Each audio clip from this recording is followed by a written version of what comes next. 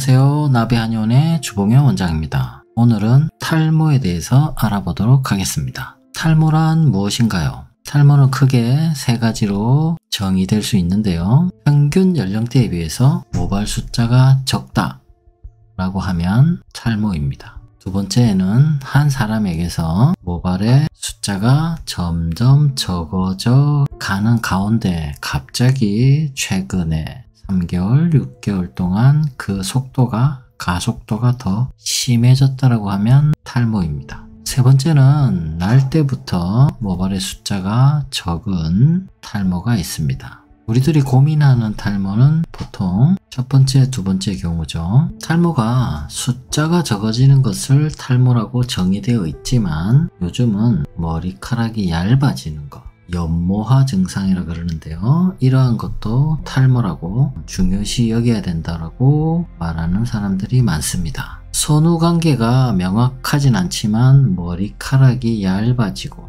그 다음에 모발 숫자가 적어지고 이런 관계가 아니고 어느 것부터 시작하는지 알 수 없고 결과적으로 모발 숫도 작아지고 모발의 굵기도 얇아집니다. 거의 동시에 이루어집니다. 간단히 말하면 모발이 숫자가 적어지거나 숫자가 적어지면서 얇아지는 것을 말합니다. 근데 일반적으로는 오늘 많이 빠졌어요. 감으니까 막 많이 빠져요. 이래가지고 탈모라고 하는데 많이 빠지고 나서 그 후에 결과적으로 머리가 또 새로 올라오는 것까지 계산을 하고 난 뒤에 남아있는 숫자가 적은지가 가장 큰 관건입니다. 물론 숱이 적어지면 모발 하나하나도 얇아지게 돼 있습니다. 모발 숫자는 그대로인데 모발만 얇아져 있는 경우는 거의 태어날 때부터 그런 사람들이지 원래는 숱도 많고 모발도 굵었는데 숱은 그대로인데 모발만 얇아졌어요 하는 경우는 있을 수 있겠으나 저는 아직 만나보지 못했습니다.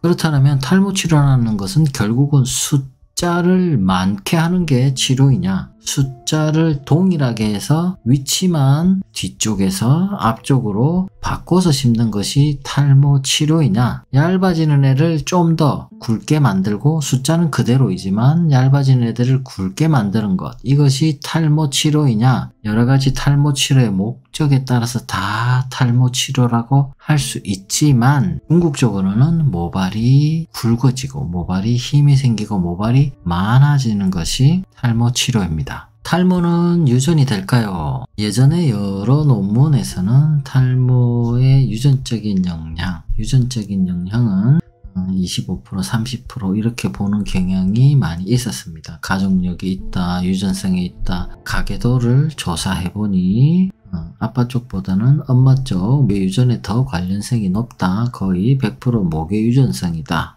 유전 발현이 되었다라면 전제하에입니다. 지금은 여러 논문으로 봐서는 유전적인 영향이 있겠지만 유전적인 영향보다는 유전 인자를 갖고 있더라도 발현되느냐 안 되느냐는 환경적인 요인에 더 영향을 많이 두기 때문에 직접적인 유전적인 영향은 5% 이하로 보는 것이 지배적인 견해입니다. 즉 탈모 인자가 발현되느냐 발현되지 않느냐, 100% 발현되느냐 50%만 발현되느냐, 어제까지는 100% 발현되다가 오늘부터는 50%, 30%, 20% 점점 적게 발현되느냐 하는 것은 내 주위 환경, 내 몸의 상태에 따라 달라진다는 겁니다.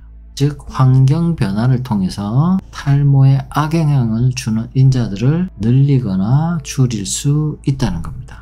그래서 탈모 치료를 하는데 환자분들한테 더욱 이해하기 쉽도록 설명을 드리면 이러한 사막에서는 갖다 심어도, 다른 사람 거를 갖다 심어도, 동수에 있는 모발을 갖고 와서 심어도 이미 황폐화된 지역에서는 나무가 며칠은 자라겠지만 1년, 2년 자라기는 어렵습니다. 다시 여기도 땅을 만들어줘야 돼요. 땅을 먼저 초지를 만들어 놓고 땅을 건강하게 만들어 놓은 상태에서 옮겨 심거나 아니면 옆에 있는 나무가 자라도록 환경을 조성해 주면 이렇게 모발이 잘 생착되고 잘 자라나고 모발의 숫자도 많아질 수 있어요. 그래서 있는 애들도 잘 살게 해야 되지만 그 모발에만 집중하는 것보다 모발을 감싸고 있는 두피, 표피와 진피, 이러한 두피를 먼저 개선하는 게 첫 번째 치료입니다. 물론 치료뿐만 아니라 생활관리도 두피를 개선하는 것, 두피의 환경을 개선하는 게 결국은 머리카락 숫자를 덜 줄이는 거고, 머리카락 숫자를 유지하는 거고, 머리카락 숫자가 더 많아지게 할 수 있는 겁니다. 두피를 개선해야 그 다음에 모발이 많아지더라도 그대로 유지가 되고 더 많아지게 되는 거지, 두피 개선 안 한 상태에서, 두피를 개선 안 한 상태에서 옮겨 씻거나 영양제를 바르거나 발모 치료를 열심히 해도 할 때뿐이다, 할 때만 좀 나는 거나 갔더니 그대로다 라는 이러한 상황이 계속해서 반복적입니다. 그래서 두피를 먼저 개선하면서 이게 끝나고 발모 치료를 하는 것이 아니라 이게 어느 정도 되는 단계에서 계속해서 두피 개선을 하면서 발모 치료를 하고, 두피 개선하면서 발모 치료하면서 또 새로 올라온 애들은 육모 치료를 하면서, 그러면 계속 평생 탈모 치료를 하면서 살아야 되느냐? 그런 것이 아니고, 이제 치료를 중단하더라도 머리카락이 스스로 이러한 모발이 성장하고 탈락하고 성장하고 탈락하고 하는 이런 시스템이 제대로 이루어지도록 해나가는 것이 치료의 목표입니다. 내가 탈모라고 인식하는 것이 어느 정도에서인가요? 환자분들이 한의원에 검사를 하고 치료받으러 오십니다. 그래서 탈모인 것 같은데 아닌 것 같은데, 이런 상황에서 긴가민가 혹시 아니라고 해주기를 바라면서, 맞다라면 왜 그런지 정확하게 또 진단을 해보고 싶은 마음에서, 여러 가지 마음이 왔다 갔다 하는 상황에서 여기도 저기도 다 들려본 이후에 이제 한의원에 검사와 치료를 받으러 옵니다. 그래서 막상 검사를 해보면 본인이 생각했던 탈모 초기라고 생각했던 오신 분들이 중기에 접어드는 경우가 많고요. 중기라고 생각했던 분들은 후기에 접어드시는 분들이 많습니다. 왜 그러냐면 모발은 어느 정도 인식하기가 어렵습니다. 매일매일 스타일링을 하면 그런 대로 많아 보이고, 햇볕이 없는 공간에서 보면 또 많아 보이고, 또 대부분의 많은 사람들이 곱슬머리이거나 헤어스타일링 제품들을 바르기 때문에 그럼 더 빛나고 빛이 반사됩니다. 그러면 평소보다 더 굵어 보이고 더 많아 보이게 됩니다. 여러 가지 조사에서도 그렇게 나오고, 제가 환자들하고 대화를 해보면 보통은 10%, 20% 자기가 갖고 있는 모발량의 10%, 20%일 때는 탈모인지 모릅니다. 30% 지나고 나면 머리가 조금 빠지네, 약간 빠지나, 한 5% 빠졌나, 탈모 조심해야 되나, 와 나는 엄청 빨리 대비를 하자, 준비하는 사람이야, 탈모가 오기 전에 나는 예방을 빨리빨리 할 거야 라고 한의원에 와도 이미 대부분 90% 이상은 모발이 30% 이상 탈락하고 난 뒤에 내원하는 경우가 많습니다. 그러면 또 우리가 마상이라 그러죠. 마음의 상처를 받아요. 10% 정도 탈락되었을 줄 알았는데 막상 와서 검사를 해보고, 제가 기존 모발에서, 모발의 숱에서 30% 이상 탈락이 된 상태로 보인다라고 설명을 드리면 되게 아쉬워 하십니다. 그래서 탈모라는 것은 자기가 인지하기가 어렵습니다. 자기가 탈모인지 인지하기 어려운 사람들의 특징은, 첫 번째로는 모발이 곱슬이신 분들에게는 탈모가 빨리 인식이 안 되고요. 두 번째에는 염색을 한다거나 펌을 한다거나 매일 헤어 제품을 바르시는 분들은 탈모를 인식하는데 시간이 좀 더 걸립니다. 그런 분들은 내가 탈모라고 느끼면 이미 초기가 지나가고 있을 확률이 대단히 높습니다. 그렇다면 탈모 숱을 가지고 내 눈으로 확인할 때에는 숱이 적어지는지 많아지는지, 또 이렇다고 해서 매번 한의원에 가서 두피 검사를 할 수는 없으니까 간단하게 내가 지금 탈모를 조심해야 되는지 조심 안 해야 되는지 알아보기 위해서는 첫 번째, 가장 중요한 겁니다. 두피를 만졌을 때 두피가 딱딱하다라면 탈모가 진행되고 있습니다. 두 번째, 두피가 너무 물컹하다, 두부처럼, 그랬을 때 탈모가 진행되고 있습니다. 세 번째, 두피가 뜨겁다 라고 했을 때 탈모가 진행되고 있습니다. 이 세 가지 경우에 들어가지 않는 탈모는 없습니다. 탈모로 고민하시는 분들 중에 많은 분들이 많이 빠진다, 탈락을 많이 한다 라고 표현하시는 분들이 있어요. 많이 빠지는 것이 걱정인 거죠. 자고 일어났더니 비계와 침대 주변으로 모발이 많이 빠진다, 빗질을 하면 많이 빠진다, 샴푸를 하고 나면 이만큼 많이 빠진다 라고 표현하시는 분들이 있습니다. 하루에 보통 모발은 100개 정도 탈락한다고 하죠. 샴푸를 하고 나서 10개 이상, 빗질을 했을 때 10가닥 이상, 자고 일어났을 때 벽의 주변으로 10개 이상 모발이 있을 때에는 많이 빠진다고 봐야 돼요. 우리가 일반적으로 탈모라고 하는 것은 오늘의 머리카락이 빠지는 양, 오늘 머리카락이 새로 올라오는 양, 이것을 둘 다 고려해야 하는데, 결론은 머리가 빠지니까 숫자가 적어져서 걱정이다. 그래서 빠지는 게 걱정이다. 안 빠지게 하는 방법에 대해서 알려달라 라고 하시는 분들이 많이 있습니다. 일반적으로는 미녹시딜과 같은 양방 약재들을 바르거나 먹거나 하면 많은 분들이 탈락량이 줄어듭니다.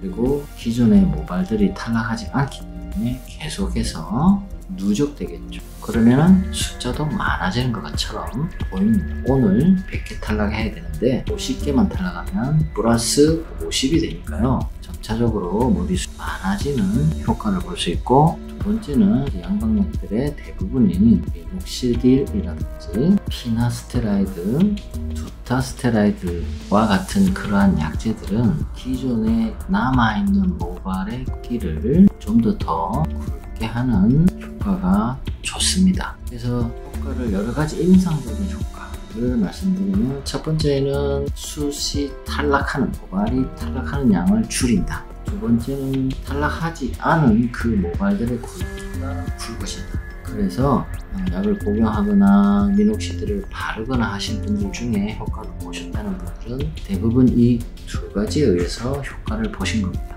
그렇다면 이미 우리나라에는 전 세계 탈모 환자들이 하지 않아야 되는데, 여러가지 생활관리, 여러가지 바르는 약만으로도 해결이 되지 않는, 극복이 되지 않는 탈모도 많이 존재합니다. 그러한 분들은 기존의 모발을 더 굵게 하고 기존의 모발 탈락량을 줄이는 것뿐만 아니라 새로 올라오는 모발을 더 많게 하는 그러한 방법도 있습니다. 우리가 인구 문제를 해결할 때에는 전체 인구가 건강해지는 것도 중요합니다. 그 다음에 돌아가시지 않게 하는 것도, 최대한 건강하게 오래 살게 하는 것도 중요하죠. 그 다음에 인구 숫자에서 또 가장 더 중요한 건 신생아죠. 새로 올라오는 모발이 너무너무 적어지면 아무리 기존의 모발을 탈락하지 않게 하거나 그렇다고 10년, 20년 끌 수가 없어요. 약을 복용한다 하더라도. 그 다음에 모발을 굵게 한다고 하더라도 2배, 3배, 4배로 굵게 할 수가 없습니다. 기존에 굵었던 모발은 더 굵어지는 경우는 거의 없고, 기존에 자기가 충분히 클 수 있는 사이즈보다 모세혈관의 혈액순환이 잘 되지 않아서 사이즈가 줄어들었다면 이러한 약물을 통해서 원래 사이즈에 가깝게 좀 더 커진다는 거지, 기존의 모발이 더 그러한 2배, 3배로 굵어지는 효과까지는 없습니다. 그래서 이러한 간편하고 값싸고 부작용도 그렇게 높지 않은 그러한 농약, 바르는 약을 사용하시더라도 해결이 되지 않는다면 새로운 공략법을 찾으셔야 돼요. 그 공략법 중에 하나는 새로운 모발이 올라오는 그런 모발량의 숫자를 많게 해주는 겁니다. 오늘 100개 빠지고 오늘 100개 난다면 내일 숫자는 그대로 유지합니다. 그렇지만 모발 숫자가 평균적으로 100개 빠지는데 왜 나는 자꾸 탈모가 생기지? 라고 생각하시는 분들은 머리카락이, 새로운 머리카락이 육모가 되지 않고 있는 상황입니다. 그런 분들은 여러가지 치료 방법을 통해서, 생활 관리를 통해서 더 잘 올라올 수 있도록 해주면 기존에 해결되지 않은 탈모가 예방, 방지, 극복될 수 있어요. 탈모에 좋은 생활 관리는 무엇이 있나요? 일반적으로 탈모에 좋은 생활관리는 식사, 수면 이렇게 세 가지로 꼽을 수 있습니다. 첫 번째, 음식은 탈모에 좋은 음식들은 여러 가지가 있지만 당연히 소화가 잘 되는, 먹기 편한, 그 다음에 안전한 제품이 좋습니다. 그 중에서도 오메가3가 많이 들어있는 식품이 좋고요. 참기름, 들기름이죠. 두 번째는 요새 각광받고 있는 호박씨도 좋고 맥주 효모도 좋습니다. 모발에 좋은 음식, 탈모에 좋은 음식을 말할 때는 항상 빠지지 않는 것이 검은 콩입니다. 단지 검은색이라고 해서 좋다는 것은 아니고요. 각종 그 콩을 먹게 되면은 검은 콩뿐만 아니라 콩 종류 제품을 먹게 되면 남성 호르몬에 의한 드러게성 탈모에도 도움이 많이 됩니다. 우리가 흔히 말하는 DHT, 남성 호르몬의 수소가 빠진 이런 환원 수소가 빠진 디하이드로 테스토스테론이라고 하는 DHT의 생성을 억제하거나 발현을 억제하거나 이러한 콩 종류 음식들이 많이 좋아요. 그래서 검은 콩을 즐겨 드시는 것을 추천드립니다. 모든 세포가 잘 자라고 재생을 잘 하기 위해서는 수면이 필수적으로 중요합니다. 11시부터 7시까지 규칙적인 시간에 규칙적인 수면량으로 수면을 계속 해주는 것이 우리 신체 세포 활동에는 아주 중요합니다. 모발에도 역시 중요합니다. 모발에도 신호가 가야 되고 산소가 가야 되고 피가 가야 됩니다. 이러한 것들을 자율적으로 잘 조절을 해줘야 됩니다. 그러한 조절을 잘 하기 위해서, 협력을 잘 하기 위해서 충분히 그런 신호들을 교정을 해줘야 돼요. 그런 교정해주는 시간이 수면입니다. 하나하나의 모낭에서 하나하나의 모발에서 각종 신호들을 상호하는데 이러한 모든 머리카락의 신호를 모아서 하나하나 다 생각할 수가 없죠. 이러한 신호들을 다 모아서 통합적으로 관리하고 불필요한 신호는 꺼버리고 필요한 신호는 다음에, 그 다음에 지금 당장 필요한 신호는 또 다른 해결책을 우선순위를 정하고 상호 네트워크를 강화하기 위해서는 수면이 필요합니다. 탈모를 예방, 극복, 방지하기 위해서는 운동도 아주 중요해요. 운동 중에서도 물론 하지 운동, 달리기, 운동 중에서도 전반적으로 전체적인 운동을 하는 것도 중요하지만 탈모에 모발에 국한적으로 말씀드리면 그 주위에 있는 운동을 해야 됩니다. 첫 번째로 전신 운동을 말씀드리면 유산소 운동이 탈모에 효과가 있다라는 그러한 논문들이 있는데, 예를 들어 소개시켜드리면, 예를 들어서 말씀드리면 유산소 운동은 빠르게 걷기나 천천히 뛰기 정도의 속도로 하루에 60분 이상 주 3회 이상 지속하였을 때 모발 발육 생장에 도움이 된다는 여러 논문들이 있어요. 그래서 우리가 운동하면 일단 기본적으로 유산소 운동. 두 번째, 두피 자체는 일부에는 근육이 있고 일부 우리가 탈모 제일 잘 생기는 정수리에는 근육이 없고 모상근막이라는 게 있습니다. 뼈에서부터 두개골에서부터 골막에서부터 7단계의 겹겹이 쌓여 있습니다. 그리고 얇죠.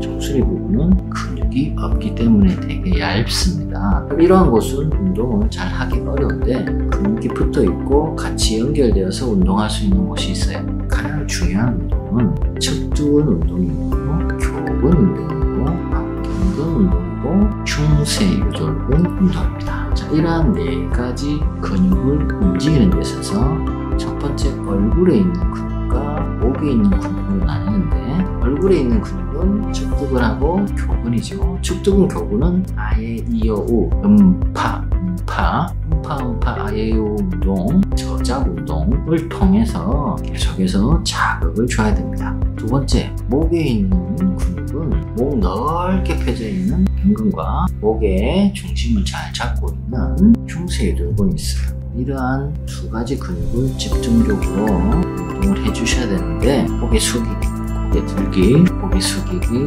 고개 들기를 자주 해주시는 것이 이 2가지 근육에 대한 운동입니다. 자, 그래서 우리 두피 때문에, 모발 때문에 두피가 딱딱하다, 두피가 물컹하다, 두피가 열이 난다, 이러한 두피에 좋지 않은 신호가 왔을 때는 2가지 운동을 해주셔야 돼요. 얼굴에 있는 운동은 아예요 음파 이러한 얼굴 근육을 움직이는 운동과, 두 번째는 목의 운동입니다. 목의 운동은 땅 보고 하늘 보고 땅 보고 하늘 보고 이러한 태극기 운동을 해주시는 것이 좋습니다. 그리고 전신 운동에서 굳이 한 가지만 해야 된다면 여러 가지 운동이 다 좋겠지만 한 가지 운동을 해야 된다면 유산소 운동을 하루에 60분씩 일주일에 3번 정도 해주시면 우리 모발, 두피, 생장 발육에 아주 도움이 됩니다. 탈모에 좋은 생활관리법 중에 말초신경호흡법이라는 것이 있습니다.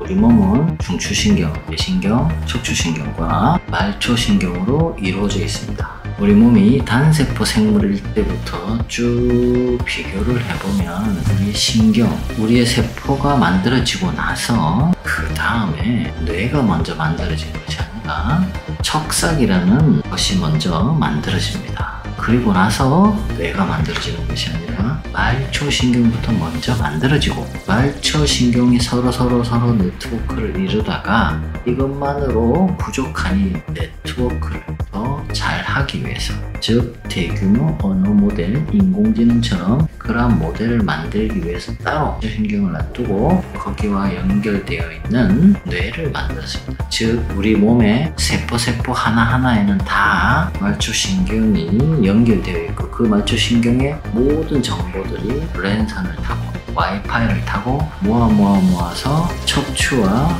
뇌로 들어가게 되어 있습니다. 그렇다는 말은 우리 세포 하나와 세포 하나가 서로 네트워킹을, 서로 긴밀한 연락을 잘 주고받고 통합적인 정보를 처리하기 위해서는 이러한 세포에 있는 신호가 잘 전달돼야 됩니다. 우리 세포를 컴퓨터와 핸드폰이라고 생각하면 우리의 뇌는 기지국들이 모아있는 컴퓨터입니다. 이러한 양자 컴퓨터입니다. 그러면 양자 컴퓨터하고 말초 신경하고 연결하기 위해서는 이러한 세포 하나하나의 정보들을 취합하고 통합적으로 관리하기 위해서는 컴퓨터와 핸드폰에 있는 정보가 가야 됩니다. 그러기 위해서는 인터넷 랜선이 잘 되어 있고 와이파이가 잘 되어 있죠. 이러한 기지국이 필요하고 이러한 기지국을 우리가 말초 신경이라고 합니다. 이러한 기지국에서도 여러가지 정보를 받으면 여러가지 노이즈가 있을 거잖아요. 노이즈가 있으면 노이즈를 없앤다든지 선별해서 중앙으로 보냅니다. 또 자체적으로 자기들끼리 몇 개의 기준 내에서 처리할 수 있는 것들은 처리하고, 이게 안 되면 정보를 또 척추까지 갖고 와서 척추 내에서 처리할 수 있으면 처리를 하고, 이게 안 되면 다시 중앙으로 뇌로 정보를 올려 보냅니다. 그래서 이러한 수많은 60조 개나 되는 이러한 1초 단위의 수많은 정보들을 모아서 이런 빅데이터를 뇌에서 처리합니다. 그러면 빅데이터를 존재하기 위해서는 각각의 컴퓨터와 각각의 핸드폰이 잘 융합돼야 됩니다. 그러기 위해서는 기지국인 말초신경이 자기 역할을 다 해야 되는 거죠. 그래야 정보가 돌아가는 거예요. 세포 하나가 잘 살기 위해서는 역시 통화가 돼야 내 세포에 필요한 물질도 오고, 내 세포가 분비를 해야 되면 분비를 하고, 내 세포가 배설을 해야 되면 사멸을 해야 되면 사멸을 하고, 세포 분열을 해야 되면 세포 분열을 하는 이러한 신호들이 랜선을 타고 신호들이 와야 되는데, 이러한 것이 통합적으로 잘 관리가 안 되면 각기 세포마다 자기 역할만 하고 많이 하고 작게 하고 이렇게 융합이 잘 되지 않아요. 그런 관점에서 탈모는 결과적으로는 모발이 오늘 100개 탈락했는데 오늘 80개만 나면 이게 탈모죠. 숫자가 줄어드니까. 그래서 오늘 100개가 나고 오늘 100개가 빠지면 탈모가 아니에요. 근데 지금 머리숱이 작아요. 이러한 신호를 통합적으로 뇌에 보내서 세포를 장악하고 혈액순환도 잘 되게 하고 산소도 보내고 모세혈관도 세포 분열하고 림프관으로서 독소도 다 뇌에 보내고, 이러한 통합 적용을 하려면 제일 최초의 세포도 건강해야 되지만 세포가 건강하다 건강하지 않다는 그러한 신호를 기지국에서 잘 취합을 해야 됩니다. 그래서 척추나 신경으로 보내야 되죠. 그래서 이러한 말초신경을 청소를 해줘야 됩니다. 말초신경을 청소하는 방법, 기지국의 노이즈를 줄이는 방법은 두 가지가 있어요. 첫 번째는 우리의 말초신경 기지국이 이 손가락에 있다라고 하면 여러 가지 감각을 동원하는 것입니다. 두드려주기, 문질러주기, 약간 약간 꼬집어서 자극을 주기, 물론 침을 맞는다, 이러한 물리적인 자극을 주는 것도, 그 다음에 온도, 따뜻한 물, 찬물, 이러한 각종 자극들이 기지국의 노이즈를, 말초 신경의 노이즈를 줄이는 방법입니다. 그래서 손가락이라고 하면 여기 문지르고 때리고 두드리고 꼬집고 하면은 물론 상처가 나지 않게요. 이렇게 하면은 기지국, 말초 신경이 자기 기능을 되찾아가요. 해야 될 일을 하는 거죠. 각종 정보를 잘 수집하는 거죠. 노이즈가 줄어듭니다.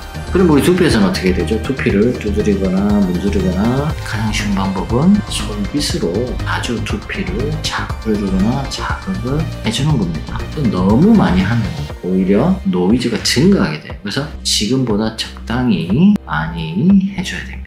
두 번째는 이러한 말초신경을 자극하기 위해서는, 말초신경의 노이즈를 줄이기 위해서는, 말초신경의 기능을 높이기 위해서는 스스로 움직이는 자극을 줘야 됩니다. 자극 중에 수동적인 거는 온감, 통감, 압박감, 찌릿한 감각, 이런 감각을 주는 것도 있지만 스스로 신호를 줘보는 거죠. 스스로 기지국에서 핸드폰으로 신호를 주듯이 말초신경에서 나의 세포로 신호를 주는 운동, 주는 행위를 해야 됩니다. 그래서 이렇게 움직여야 됩니다. 그렇다면 첫 번째 자극 주기는 두들기고 빗질하고 하면 자극이 돼요. 두 번째 움직이기. 그럼 두피는 어떻게 움직이죠? 스스로 움직이기가 어렵습니다. 근막이 있긴 하지만 잘 안 움직여요. 그래서 손을 대고 움직이거나 여기와 연결되어 있는 부분이 있어요. 즉 축두근, 교근, 흉쇄들근, 광경근을 주로 많이 움직여줘야 됩니다. 그런데 두피를 움직이는 방법이 또 있습니다. 우리가 능동적으로 움직이는 근육들은 수위근이라고 합니다. 이런 것들이죠. 그렇지만 우리가 능동적이지 않게 스스로 움직이게, 자율신경을 통해서 스스로 움직이도록 하는 여러 가지 볼수위가 있죠. 그런데 두피는 우리가 호흡을 통해서 두개골이 이렇게 앞뒤로도 이렇게 움직인다는 것이 여러 논문에 증명이 다 되어 있습니다. 그래서 우리가 숨을 쉬면, 호흡을 하면 횡격막만 움직이는 것이 아니라 위쪽의 목 아래쪽 부분도 같이 이렇게 움직입니다. 숨을 쉴 때마다. 그 다음에 뇌 위쪽에 정수리 밑에 부분에서도 또 이렇게 움직입니다. 숨을 쉴 때마다 움직이게 되어 있습니다. 그 다음에 골반 기저근, 주로 관략근이라고 하면 그 부위도 목막과 함께 같이 움직입니다. 그래서 우리가 호흡을 천천히 하고 호흡을 깊게 하고 호흡을 집중을 하게 되면은 이러한 횡격막과 상부 횡격막, 최고 상부 횡격막, 4개의 횡격막이라고 하는데, 이러한 횡격막만 잘 움직여줘도 두피 순환이 잘 됩니다. 그리고 숨 쉴 때 횡격막뿐만 아니라 뇌에 있는 뼈들이 이렇게 서로 딱 붙어 있는 것이 아니라 움직입니다. 넓어졌다가 줄어들었다가. 그 자체가 모발, 목은, 우상건막, 축두근, 교근도 같이 움직이게 되어 있어요. 숨을 쉴 때마다. 그래서 숨을 쭉 잘 쉬는 것이 또 탈모에도 아주 중요한 행위입니다. 우리 세포는 모낭도 세포죠. 우리 모낭도 세포입니다. 세포는 어떻게 살아가야 됩니까? 두 가지로 살아가죠. 하나는 에너지가 필요해요. 우리의 세포는 결국 에너지가 필요합니다. 에너지를 만들어내야 돼요. 그래서 세포마다 거의 미토콘드리아가 있습니다. 미토콘드리아의 산소를 이용하고 포도당을 이용해서 배터리를, 에너지원을 만들어냅니다. ATP라고 하는 에너지원을 만들어내서 그것을 세포가 태우면서 이를 ADP로 변환하면서 에너지를 얻게 됩니다. 그러한 에너지로 여러 가지 세포 활동을 하게 됩니다. 그러면 말씀은 지 혼자 사는 거죠. 전체 하나의 전체적인 개체를 움직일 수는 없어요. 그러면 다양한 신호들이 와야 되고 그 다양한 신호들을 통합적으로 빅데이터를 활용해서 내 몸을 유지해야 되죠. 세포 하나를 포기하더라도 전체에 있는 60조 개나 되는 세포를, 생명을 이어져 가야 됩니다. 그렇지만 다시 돌아와서 모낭 하나만 보면, 모낭 안에 있는 세포 하나만 보면 에너지가 필요하고, 그 에너지는 미토콘드리아에서 만드는데, 미토콘드리아에서 에너지를 만들기 위해서는 두 가지가 필요하고, 그 두 가지 중에 하나는 산소입니다. 산소는 들어 마셔야 되고요. 나머지 하나는 영양분입니다. 당분이죠. 당분이 들어와서 그 다음에 미토콘드리아까지 가서 세포까지 가서 거기에서 에너지를 만들고 그 에너지를 이용해서 이제 여러가지 단백질도 만들고 지질도 만들고 흡수하고 그거를 일꾼들이 집 짓듯이 만들어내서 벽돌 하나를 만들어서 이렇게 모발이 되는 겁니다. 그렇다면 빙빙빙빙 돌아왔는데 간단하게 이야기하면 우리의 모발을 만들어내는 데 있어서 오메가3를 먹는다, 검은 콩을 먹는다, 호박씨를 먹는다, 여러가지 뭐 자연식품을 먹는다, 좋은 걸 먹는다, 오일을 먹는다도 중요하지만 그 먹는다는 건 결국 포도당이 들어가는 거고 재료가 들어가는 거죠. 밥돌의 재료와 일꾼들이 일을 할 때 필요한 에너지원으로 포도당이 들어가서 에너지를 만들어내야지 그 에너지를 가지고 세포가 활동을 합니다. 근데 거기에서 산소가 빠져있죠. 산소는 호흡을 통해서 세포 안으로 밀어넣어줘야 됩니다. 호흡을 통해서 혈관 속으로 산소를 집어넣어서 그 혈관을 다시 모낭 끝에 있는 산소가 필요한 세포까지 그 세포에서 산소를 받아서 미토콘드리아라는 그러한 에너지를 만들어내는 소포체에서 세포 소기관에서 에너지를 만들어냅니다. 이게 없으면 머리카락이 자라지가 않습니다. 그래서 탈모의 호흡이 중요합니다. 앞에 원리가 어떻든 저떻든 탈모에서 가장 중요한 것은 먹는 것도 중요하지만 숨 쉬는 것도 중요합니다. 간단한 호흡법부터 하기 전에 본인의 폐활량을 체크할 필요가 있습니다. 여러가지 의료기관에 가서 폐활량을 측정하는 방법도 있지만 집에서 회사에서 앉아서 하는 방법이 있어요. 빠르게 말씀드릴게요. 첫 번째는 숨을 내쉬는 겁니다. 숨을 조금만 내쉬는 게 아니고 많이 내쉬어야 됩니다. 있는 거, 폐 안에 있는 공기를 다 내보낸다 생각하고 다 나가진 않지만요. 내보내고 나서 호흡을 막고 몇 초 동안 참을 수 있는가를 체크해야 됩니다. 만약 폐활량이 낮게 되면은 탈모를 위해서 호흡을 하루에 3분, 5분 정도는 주시면 아주 좋습니다. 해보셨죠? 해보시니까 몇 초 걸립니까? 보통의 평균적인 폐활량이라고 하면 30초 정도 자연스럽게 있을 수 있어야 됩니다. 그렇다면 내가 30초보다 적다, 20초다, 10초다라고 하면 이러한 양을 늘리는 내 산소를 정확하게 나의 세포까지 보내는 그러한 훈련을 해야 되는데 호흡에서 가장 중요한 것은 내쉬는 게 먼저입니다. 폐에 있는 공기를 내쉬어야 그 다음에 들어올 수가 있습니다. 내쉬는 거를 조금만 내쉬면 들어올 때 조금밖에 못 들어요. 어깨를 아무리 크게 해도 안 들어와집니다. 그래서 숨쉬기 할 때는 호흡법은 3-3호흡법입니다. 이게 1단계입니다. 3초 동안 내쉬고 3초 동안 들이마시는 겁니다. 자세는 바르게 눕거나 앉아서 서서 할 수 있고 지하철에서도 할 수 있습니다. 영화를 보면서도 할 수 있어요. 운동을 하면서도 할 수 있어요. 포인트는 호흡의 포인트는 내쉬는 거 먼저다. 두 번째는 비강호흡을 하셔야 돼요. 부강호흡 하시는 것보다 내쉬는 거, 들이마시는 거 모두 코로 숨을 쉬시겠습니다. 그래서 첫 번째 3-3호흡이 10번 정도 된다. 한 호흡 10호흡 정도 된다면 3-3호흡법에서 그 다음 단계 3-3-3호흡법으로 가셔야 됩니다.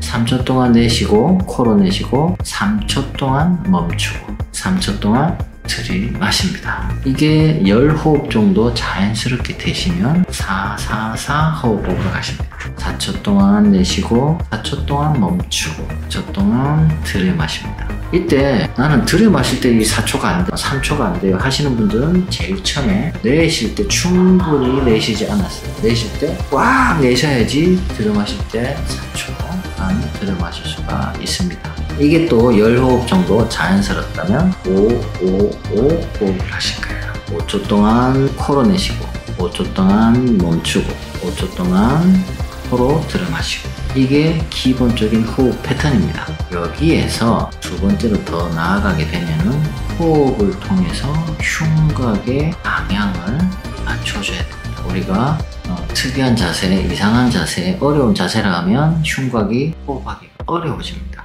그렇기 때문에 흉곽이 호흡할 수 있는 최적의 모양을 만들어주기 위해서 숨을 내쉬고 3초 동안 멈추고 숨을 들이마시고 이러한 것들이 이 동작을 같이 하면 좋아요. 손을 내밀고 어깨를 둥그렇게 만다라는 생각으로 손을 쭉 뻗으면서 같이 하면 됩니다.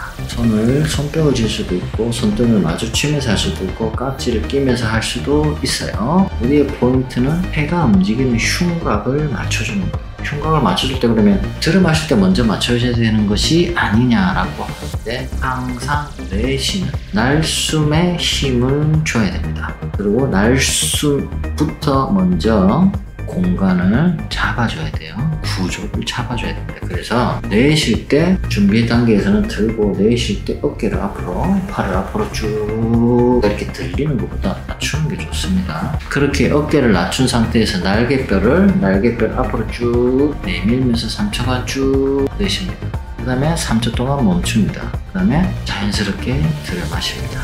또 3초 동안 쭉 공기를 다 내뿜고 쭉 내밀면서 그리고 3초 동안 멈춥니다. 물론 너무 힘을 줘서 팔에 쥐가 날 정도. 팔 들기가 어려우면 책상에 내려놓고 이렇게 하셔도 되고 이게 어려우면 배꼽 앞에 놔두고 어깨만 앞으로 동그랗게 말아줍니다. 날개뼈가 앞쪽으로 온다라고 생각하고 내쉴 때 내어주시면 돼요. 이게 탈모에 좋은 호흡법입니다. 물론 다른 데도 다 좋긴 해요. 그 다음에 여러가지 동작과 체형을 보고 본인의 체형에 맞는 본인의 구조상 약해져 있는 부분, 구조상 비틀어져 있는 부분, 구조상 고상에 와서 역으로 꺾여 있는 부분을 잡아주면서 하는 호흡법들은 다른 것들이 있지만 혼자서 하기는 어렵고 집에서 기본적으로 할 수 있는 것들은 이러한 333, 444, 555 앞으로 나란히 호흡법입니다. 이것이 우리가 나란히 333, 444 나란히 호흡법이라고 합니다. 이 호흡법이 어디에 좋다고요? 탈모에 좋습니다. 이러한 호흡법을 통해서 산소를 충분히 나의 모낭까지 전달을 해줄 수 있습니다. 나의 모낭까지 충분히 산소가 전달이 되면 모낭이 원래 자기가 해야 되는 세포 분열을 더더욱 모모세포가 모발을 만들어내는 그러한 육모를 잘 하게 됩니다. 아름다운 나비. 탈모 관리에 있어서 샴푸에 대해서 알려드릴게요. 샴푸를 고를 때 가장 중요한 것은 두 가지입니다. 첫 번째는 계면활성제, 합성 계면활성제가 적게 들어가 있거나 아예 들어가 있지 않는 제품을 찾는 거예요.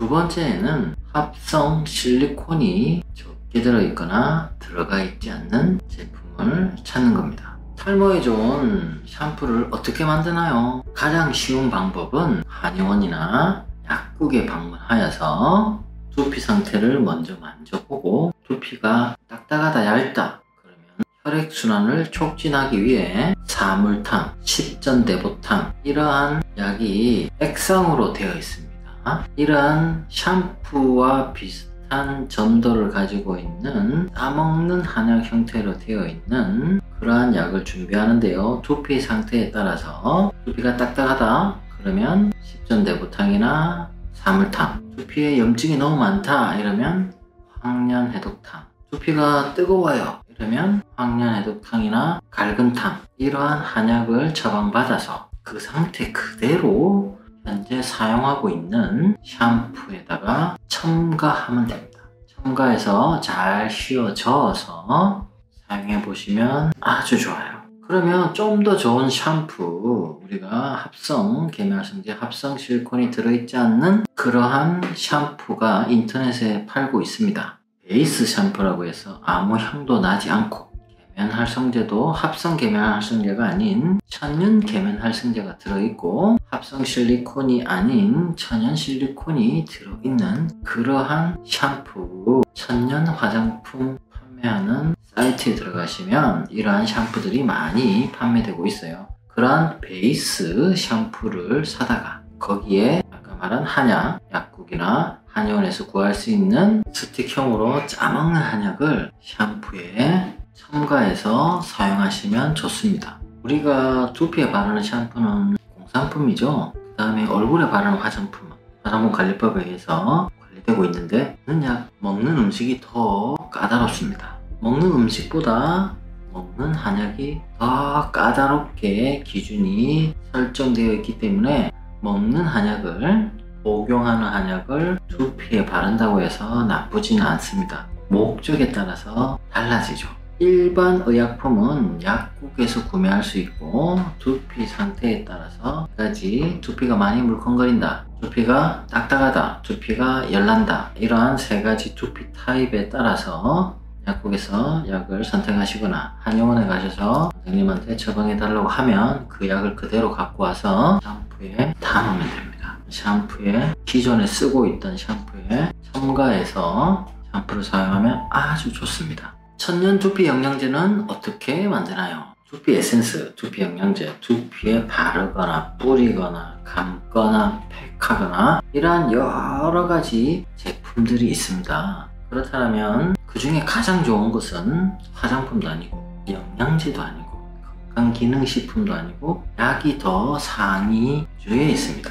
그래서 두피의 상태에 맞는, 목적에 맞는, 두피가 얇다, 모발이 가늘다, 혈액순환을 잘 되게 해야 된다라고 하면은 십전대보탕이랑 사물탕 등 약국이나 한의원에서 구입하시고, 두피에 염증이 많다 이러면 황련해독탕, 열이 많다 이러면 갈근탕, 지황백호탕, 두피가 너무 물렁거린다 그러면 오룡산, 이러한 약재들로 처방되어 있는 한약을 구입하셔서 샴푸와 다르게 에센스를 만들 때는 연질로 되어 있는 한약보다는 고전적인 녹차처럼 팩으로 되어 있는 한약재를 선택하셔야 돼요. 그 한약을 그대로 갖고 와서 커피 필터에다가 한번 걸러줍니다. 미세 입자를 잡기 위해서요.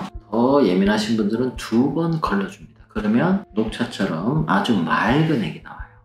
그렇게 한 번 또는 2번 걸른 한약을 이런 스프레이트 통에 담거나 이러한 에센스 통에 담으면 이 자체로 두피 영양제, 두피 에센스가 됩니다. 커피가 많이 좋죠. 커피를 사용했을 때 두피가 좋아진다라고 느끼신 분이라면 이런 한약과 함께 커피를 또 같이 타도 됩니다. 그래서 뿌리시는 게 좋으시는 분은 그렇게 한약을 하고 뿌리시고, 한약을 필터해서 통에 담아서 문지르시고 하는 두피 에센스와 두피 영양제가 가장 좋습니다. 물론 이것조차 귀찮다 그러면 가까운 한의원에서 처방을 받으시면 됩니다. 요즘 들어 2030 탈모 환자가 증가하고 있습니다.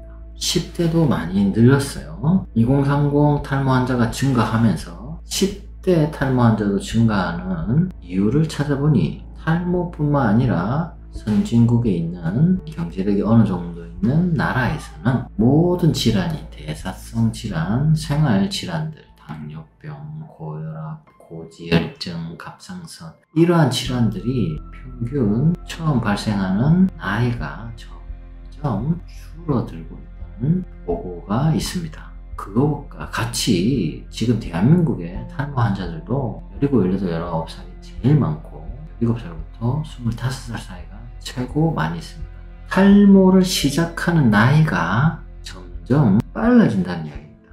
여러 가지 환경적인 요인들이 많이 있겠죠. 예전보다 영양 상태는 더 좋아질 수 있으나 그 영양이 인스턴트 식품이 많아지고 냉동식품이 많아지고 패스트푸드도 많아지고, 또 하나 여러 가지 이동하는 데 있어서 우리가 자연스럽게 몸을 움직일 수 있는 그런 상황에서 몸을 덜 움직이는 상황으로 쪽에서 문명이 변하다 보니 우리 아이들은 우리나라뿐만 아니라 전 세계적으로 경제 규모가 있는 나라에서 나타나는 현상입니다. 그 말은 부모님 나이에 때는 이 30대 후반, 40대 후반 이때쯤 탈모가 와서 그때쯤 치료 시작하고 그때쯤 좀 생각하고 그때쯤 해도 된다, 지금 다른 거 할 때다 라고 옛날의 기준에 맞춰서 생각을 하는 경우가 많아요. 그래 부모님들하고 같이 10대 환자가 찾아오면 내 때는 뭐 이때는 뭐 머리 빠진 애가 없었는데 라고 그런 경험을 말씀하시는데, 우리 애가 특별나서, 우리 애가 유별나서, 그 다음에 우리나라 애들이 특히나 유별나서 그런 것이 아니고 전 세계적으로 문명이 문화가 발달해 가면서 이동이 점점 적어지고 핸드폰이 점점 많아지고 점점 식생활이 자연식품보다 냉동식품 위주로 변화되기 때문에 나타나는 현상이라고 학자들이 추측하고 있어요. 그래서 우리가 해야 되는 것은 좀 더 빨리 1년이라도 더 빨리 탈모에 대해서 예방을 하기 시작하는 겁니다. 20대 후반에 되어서 직장 다 구하고 결혼이 다 되어 갈 때쯤에 30대나 되어서 탈모 생각해 볼까, 이러한 것이 아니라 이미 10대 후반 17, 18부터 탈모 조짐이 보이는 애들이 많습니다. 그렇기 때문에 부모님들이 아니면 환자 스스로 본인이 탈모에 대해서 적극적으로 예방하도록 해야 됩니다. 나이대만 점점 줄어드는 게 아니고, 나이대도 줄어들지만 탈모가 시작하는 나이가 점점 빨라지지만 탈모 인구도, 탈모가 더 많이 걸려요. 그러니까 더 많이 예방을 해야 되겠죠. 탈모 관리는 언제부터 해야 되나요? 예전과 다르게 요즘에 탈모는 조기에 찾아오는 경우가 많습니다. 예전에는 30대 후반, 30대 초반, 빠르면 20대 후반 탈모를 걱정하는 시기였는데, 지금은 10대 후반 고등학교 2학년, 3학년부터 탈모가 나타나는 청소년들이 많이 늘었습니다. 전체적인 탈모 인구도 많이 늘었지만 청소년 탈모도 많이 늘었기 때문에 2차 성징을 한다, 학교를 간다, 큰다, 이렇게 바쁘지만 청소년기에 두피를 만졌을 때 딱딱하거나 물컹하거나 열이 난다거나 이러한 3가지에 해당된다라면 조기에 탈모를 예방하는 것이 중요합니다. 왜냐하면 탈모라는 것은 내가 탈모라고 인식을 하는 순간 이미 30% 정도 밀집도가 적어진, 100개 있으면 70개보다 아래로 내려가야지 이거 치료해야 되나 라고 느낌이, 인식이 되기 때문입니다. 그래서 모발이 적어지기 전에, 탈모라고 느끼기 전에 이미 머리가 먼저 얇아지거나 뜨거워집니다. 그래서 머리를 만졌을 때 뜨겁다, 얇아졌다, 너무 물컹하다 라면 이런 3가지 전조 증상이 느껴진다면 바로 그때는 예방만으로도 충분히 방어할 수 있어요. 그래서 앞에서 설명한 것 같이 식사, 운동, 여러가지 생활관리법이 있는데 그 중에서도 탈모에 좋은 두피관리에 대해서 말씀드리겠습니다. 탈모에 아주 중요한 생활관리 3가지가 잘 씻고, 잘 헹구고, 잘 말리는 겁니다. 잘 씻는다는 것은 샴푸를 어떤 거를 선택하느냐도 중요하지만 씻는, 샴핑을 하는 횟수, 샴핑을 하는 기간, 샴핑을 할 때의 행위가 중요합니다. 어떠한 샴푸를 써야지 좋은지는 앞에 설명되어 있습니다. 그러한 샴푸를 쓰거나 아니면 집에 있는 일반 샴푸를 사용했을 때 이것을 먼저 두피에 빗질을 하고 충분하게 먼지와 각질을 벗겨낸 뒤에 솔빗으로 두피를 잘 문지르고 마사지하고 잘 빗어준 뒤에 머리카락보다는 두피를 더 많이 마사지하고 빗는다, 이러한 행위를 하고 나서 샴핑을 하러 가거나 샤워를 하러 갑니다.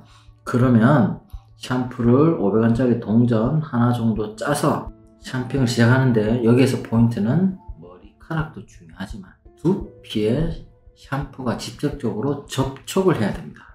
그래서 샴푸를 묻히고 나서 거품을 먼저 내는 것이 아니라 거품이 나기 전에 손가락이나 여러가지 브러쉬, 솔 등을 이용해서 두피를 다시 한번 문질러 줍니다. 문질러 주면서 샴푸액이 두피에 골고루 도포될 수 있도록 합니다. 그 상태에서 3분 정도는 계속 마사지를 해주고, 그 다음에 3분이 지나고 난 다음에 나머지 머리카락에 거품을 묻혀주거나, 머리가 기신 분들은 긴 머리카락을 샴푸액을 묻혀주는 그러한 샴핑을 하셔야 돼요. 이까지가 잘 씻고입니다. 두 번째는 잘 헹궈야 됩니다. 흐르는 물에 샴핑을 한 뒤에 흐르는 물에 헹궈내는데, 거품이 안 날 때까지 헹구는 것이 아니라 거품이 안 나더라도 좀 더 10초에서 30초간 더 헹궈야 됩니다. 어디를요? 두피를 헹궈야 됩니다. 역시나 브러쉬, 솔, 손가락 등을 사용해서 두피에 남겨져 있는 샴푸액을 죄다 헹궈내야 됩니다. 환자분들 오셔서 두피 현미경을 찍어보면 아침에 샴핑을 하고 그 샴푸 찌꺼기가 그대로 두피에 많이 남아있거나 모발에 많이 남아있는 경우가 많습니다.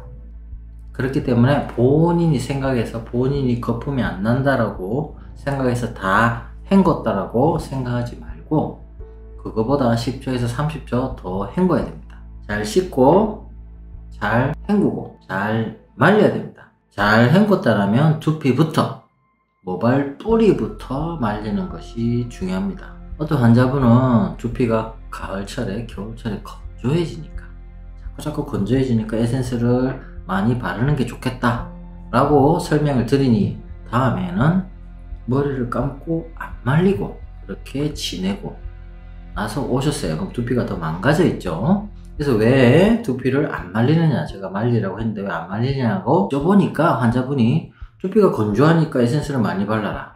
그러면 두피가 건조해지기를 방어하기 위해서 나는 샴핑을 하고 안 말린다.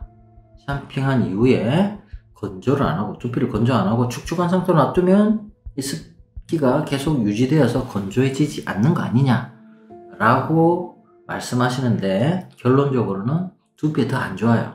말릴 때는 정확하게 말리고 나서 그 다음에라도 두피 스스로 보습 상태를 유지하지 못할 때에는 에센스나 이런 걸 사용해서 보습을 최적화시키는 것이지 처음부터 물기가 한껏 묻어있는 그런 상태를 계속 유지해서 자연적으로 조금씩 마르게 한다면 두피가 더더욱 나빠집니다. 그 다음에 물기가 마르고 나면 더더욱 건조해집니다. 그래서 샴핑 후에는 두피를 다 말려야 됩니다. 근데 머리가 기신 분이거나 머리에 열이 많으신 분이거나 운동 직후에 샴핑을 하셨을 때 또 이런 문제점이 있어요. 뿌리를 다 말리고 모발도 다 말리고 끝났어요. 그래서 얼굴에 뭐 로션 좀 바르고 나면 옷 입고 이러면 다시 두피에 땀이 송글송글 올라옵니다. 그러면 2차로 다시 한번 말려줘야 됩니다. 또 머리가 기신 분들은 두피 뿌리를 말리고 머리카락 끝까지 다 말리고 나면 어느새 두피가 또 땀이 나서 척척해져 있어요. 그래서 처음에 두피부터 말리고 그 다음에 모발을 말리고 옷을 입거나 얼굴에 화장을 하고 나서 다시 한번 두피를 만져보고 축축하다면 미지근한 바람으로 뜨거운 바람을 멀리서 또는 미지근한 바람 아니면 자연 바람으로 이렇게 말리는 것이 중요합니다. 자연 바람으로 말리려고 하니까 그럼 그대로 냅둬버리면 어떻나 라면 더 악영향을 줍니다. 말릴 때는 확실하게 말리고 그 다음에 스스로 보습 상태를 유지하는 두피의 항상성이 이루어지도록 하는 기전을 만들어내야 돼요. 그래서 탈모에 좋은 두피 관리는 잘 씻고 잘 헹구고 잘 말린다. 이것만 잘해도 청소년기에 탈모가 예방됩니다. 물론 탈모 치료 과정에 있으신 분 아니면 탈모를 적극적으로 예방하고 싶으신 분들도 이러한 방법대로 하셔야 되고 탈모가 아니더라도 모발이 풍성하더라도 이걸 계속 유지하고 싶다라면 잘 씻고 잘 헹구고 잘 말려야 됩니다.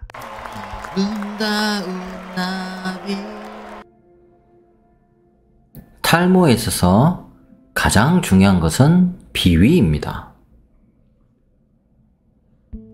비위란 우리 인체가 영양분을 소화하고 흡수하고 면역 활동에 도움이 되도록 변형하는 곳을 비위장이라고 하며 인간의 실체 활동은 이러한 비위를 중심으로 살아갑니다. 따라서 비장, 위장, 소장이 허약하면 모든 장기가 약해지기 마련이며 두피질환, 탈모질환, 두피의 염증, 지루성 두피염 등 비위가 약해짐에 따라 일어나는 증상들 중에 하나로 볼 수 있습니다. 따라서 두피 질환을 치료하거나 생활 관리를 할 때에는 두피의 직접적인 치료뿐만이 아니라 비위 기능의 회복 또한 중요합니다. 내부의 비위 기능이 저하되면 외부의 위기도 약해지게 됩니다. 위기란 피부의 기능을 말합니다. 즉 피부, 두피가 약화되고 탈모가 진행하게 됩니다. 이것을 근본적인 치료와 표면적인 치료, 본치, 표치를 겸해야 하는 이유입니다. 그래서 생활관리를 할 때도 표치, 즉 두피 조직의 생리 기능과 항병 능력을 향상시켜야 되고, 본치, 즉 비위 소장의 기능을 정상화해야 합니다. 이렇게 치료와 생활관리를 겸하였을 때 우리의 모발이 새로운 모발이 자라나고 계속해서 모발 사이클링이 일어날 수가 있습니다. 이 말은 무엇이냐면 두피에 침을 맞고 두피에 주사를 맞고 두피에 약침을 맞고 두피에 약을 바르고 에센스를 바르고 이 행위 하나를 하는 것보다 내 몸 전체적인 것을 향상시키는 운동이나 식생활을 해야 되지만 그 중에서도 몸 중에서도 소화기 계통을 같이 치료하거나 생활관리를 해주는 것이 가장 중요합니다. 탈모는 왜 생길까요? 탈모는 내부적인 어떠한 요인이 있고요. 외부적인 요인이 있어요. 이것들을 다 합쳐서 스트레스입니다. 어떤 분들은 몸이 건강해지지 않았거나 내부적인 스트레스가 있거나 심리적인 갈등 요인이 있어서 그것이 주된 스트레스라고 말씀하시는 분들도 계시고, 어떤 분들은 회사 생활, 친구 생활, 학교, 여러 가지 사회 활동에서 사람과 사람 간의 미묘한 갈등, 이러한 것들이 주된 스트레스라고 합니다. 물론 단독적인 스트레스가 아니고 그러한 것들이 모아서 전체적인 내부적인 외부적인 스트레스가 탈모에 악영향을 줍니다. 그래서 우리 몸에 항상성을 유지를 해야 되는데, 항상성이라 하는 거는 100개가 빠지고 100개가 나고, 가을철이나 겨울철에 이럴 때는 좀 더 많이 빠지면 많이 나고, 봄이나 이럴 때는 좀 적게 빠지면 적게 나고, 이러한 항상성을 유지해야 되는데 이러한 항상성이 불균형인 상태가 됩니다. 이것을 다른 말로 하면 기, 혈, 수의 불균형이라고 합니다. 기운에 이상이 있다. 주로 남성, 여성, 소아 탈모에서 많이 발생합니다. 우리가 흔히 말하는 스트레스는 한방적인 용어로 기의 이상이라고 봅니다. 짜증난다, 화난다, 이러한 감정의 기복, 정서 상태의 편안함이 없어지는 상황, 그러한 것을 기의 이상이라고 봅니다. 불균형인 상태가 혈의 이상일 수도 있어요. 우리가 흔히 아는 그 피 자체와 조혈 기능과 혈액이 순환하는 기능을 다 합쳐서 혈의 이상이 생기면은 주로 일시적으로 육체적 노동이 심했거나, 일시적으로 야간 근무를 오래 하였거나, 일시적으로 큰 병원에서 1개월, 3개월 이렇게 입원해 있으면서 큰 체력에 문제가 생기거나, 산 후에 체력이 극도로 떨어지고 산중에 여러가지 혈의 손상을 받았을 때 혈의 이상, 혈의 불균형이라고 봅니다. 이러한 때에도 탈모가 잘 일어나죠. 이것 위에 수의 이상, 체액의 이상, 체액은 혈액이랑 림프에, 조직에, 장에 전부 다 포함하는 개념입니다. 이런 수의 체계 이상이 일어날 때 또 여러가지 스트레스와 합쳐져서 내 몸에 불균형인 상태를 초래하면 탈모가 옵니다. 주로 원형 탈모들이 많이 옵니다. 이러한 기혈수의 신체의 불균형이 발생하면은 우리의 외부 위기를 담당하고 있는 비위, 소화기 기능이 약해집니다. 비장, 위장, 소장, 대장, 소화기계가 약해지고 이러한 소화기계가 약해지고 나면 모발의 성장기도 단축되고 모발이 얇아지고 모낭 자체가 작아지고 두피의 면역력도 항병 능력도 저하되면 이러한 것들이 계속해서 악순환이 되면 우리가 말하는 모발의 숫자가 적어지는 탈모가 됩니다. 우리 배나 팔이나 이러한 곳은 살이 있고 두툼하고 그 다음에 깊숙한 곳에 뼈가 있습니다. 그렇지만 두피를 만져보면 되게 얇습니다. 옷 하나 정도의 두께 정도만 있다고 느낌이 옵니다. 보통의 우리의 머리카락이 자라는 표피의 두께는 0.1mm에서 0.5mm 사이입니다. 1mm가 되지도 않아요. 그러한 얇은 판에, 얇은 필름에 모발이 다 달려 있습니다. 흔히 보는 사진으로는 이렇게 생겼죠.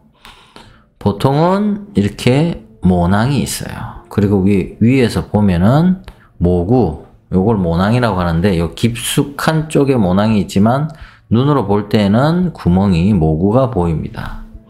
보통은 모발은 한 모낭에 3 모발이 있어야 정상입니다. 그렇지만 이해를 돕기 위해서 하나의 모낭만 그려놨습니다. 하나의 모발만 그려놨습니다. 우리의 모발은 이렇게 하나가 아니고 모낭이 하나, 둘, 셋 이렇게 모여서 3개가 모발이 올라옵니다. 여기에서 집중적으로 봐야 될 것은 혈관과 바로 연결되어 있고 진피 안에 있지만 진피세포 위에 모낭이 있는 것이 아니고 표피세포 위에 표피가 안쪽으로 들어와서 그 다음에 모낭이 발생합니다. 표피가 안쪽으로 들어와서 모낭이 생길 공간을 만들고 그 공간 안에서 모낭이 자라납니다. 머리카락 하나, 모발 하나만 봤을 때는 생장기, 퇴행기, 휴지기를 계속해서 반복합니다.